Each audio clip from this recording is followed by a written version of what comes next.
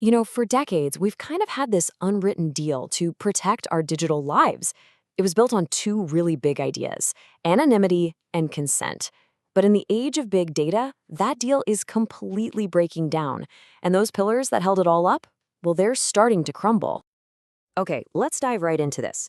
First off, big data isn't just one thing, right? It's more like a whole new way of looking at the world, a new way of creating knowledge using massive amounts of data. And it comes with this incredible double-edged sword, a real tension between its amazing potential and the very real threats it poses to some of our most basic values. On one side of the coin, you've got all this amazing promise, the potential for huge scientific breakthroughs, way smarter services, even a deeper understanding of ourselves. But flip that coin over, and you've got the peril.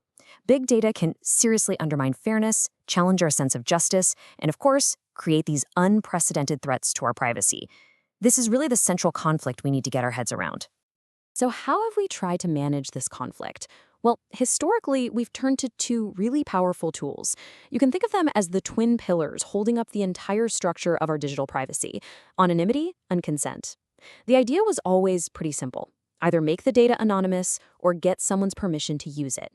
But what happens when the sheer scale and power of big data starts pushing on those pillars? Well, they begin to crack. All right, first up, let's tackle anonymity. The promise here was pretty straightforward, right? Strip away the names and boom, the privacy risk is gone. But as we're about to see, in the modern world, being nameless and being anonymous are two very different things. So what is anonymization really? The idea is to basically take a pair of scissors and just snip the thread connecting a piece of data to, well, to you, the individual. The goal is to make the data useful for all sorts of analysis without ever being able to trace it back to a real person. In theory, this should just take privacy off the table completely. Yeah, in theory, that sounds great. But in practice, it falls apart, and sometimes it's shockingly easy. This is what's called a linkage attack. So an institution releases a supposedly anonymous dataset, let's say hospital records with no names. But then someone else grabs another totally public dataset like photo rolls. They can just overlay the two, and by matching up just a few details that are supposed to be non-identifying, like your birth date and your zip code, they can often pinpoint and re-identify a specific person. It's surprisingly simple.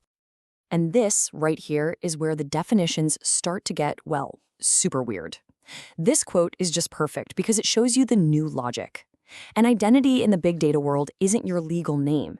It's the unique profile of your behaviors, your attributes, all your patterns. They can target that identity with surgical precision, all while claiming you're not identifiable in the way we used to think about it. And this just hits the nail on the head, doesn't it?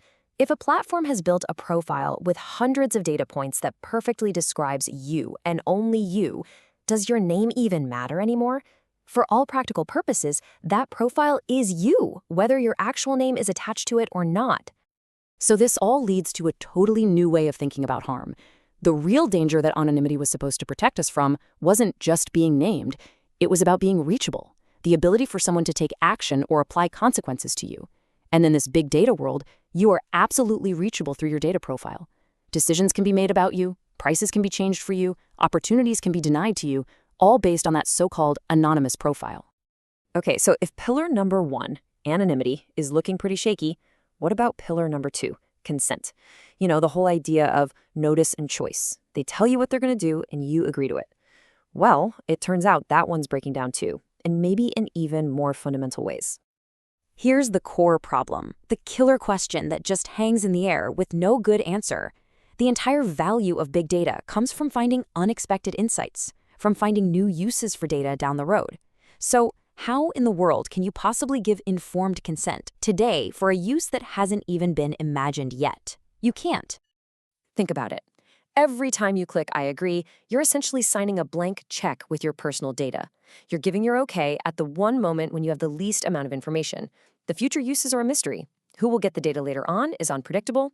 The data's real value might only pop up years from now after some new analysis reveals things about you that maybe even you didn't know. Meaningful consent just becomes impossible. And this creates this brilliant little trap called the transparency paradox. It's a total catch-22. If a company were truly transparent and listed every single possible use of your data, the privacy policy would be so long and complex, no normal human could ever understand it. But if they simplify it so you can understand it, they have to leave out the crucial details you'd need to make a genuinely informed choice. You just can't win. So, okay, anonymity is basically an illusion. Consent is a paradox. You think that's bad enough, right? But hold on, because there's a third wave coming.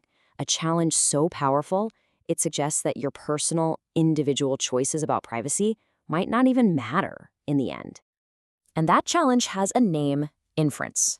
Put simply, it's the ability to predict sensitive things about you, not from your own data, but from the data of other people. It's like a magic trick, and it completely breaks the rules we all thought we were playing by. It breaks the link between what you share and what can be known about you. Now, you might be thinking, well, that must take a ton of data, right? You'd need almost everyone's data to do that. But how much does it actually take? Take a look at this number, 20%. What could that possibly mean? So what does that 20% mean? It means this, and this is wild. Research has shown that if just a small fraction of a population, as little as 20%, voluntarily reveals something about themselves, that same attribute can then be accurately predicted for pretty much everyone else in the group. A small number of people who share their information effectively reveals the same thing about the silent majority who don't. This is what's being called the tyranny of the minority. And if you really think about it, this is the final, devastating blow to the idea of individual control. Your careful, personal decision to keep something private can be completely undermined by the choices of strangers. If an algorithm sees that you share a bunch of observable traits with the people who did consent, well, your secret can be inferred anyway. Your choice to say no can become totally irrelevant. So, where does that leave us? Anonymity is an illusion. Individual consent is becoming powerless. Trying to just build better privacy policies or stronger anonymization feels like trying to patch holes in a sinking ship. We need to move beyond these old, broken tools and start asking a fundamentally better question. Look, the old pillars have crumbled. They're dust. We can't fix this with more procedures, like better checkboxes or simpler language. Those are just procedural fixes, little band-aids. The real solution has to be about substance. It means we have to establish new policies based on clear moral and political principles about how data should and should not be used. This means we have to completely reframe the entire debate. The central question that we've all been asking for decades is simply no longer the right one. And this, right here, is the big takeaway. Instead of asking, did the user check the box? Did they consent? We need to start asking a much harder but much more important question. Is this a fair and just use of this data in the first place? That single shift changes everything. It moves the burden from us as individuals to protect ourselves to a broader societal responsibility to define what's actually acceptable in the age of big data.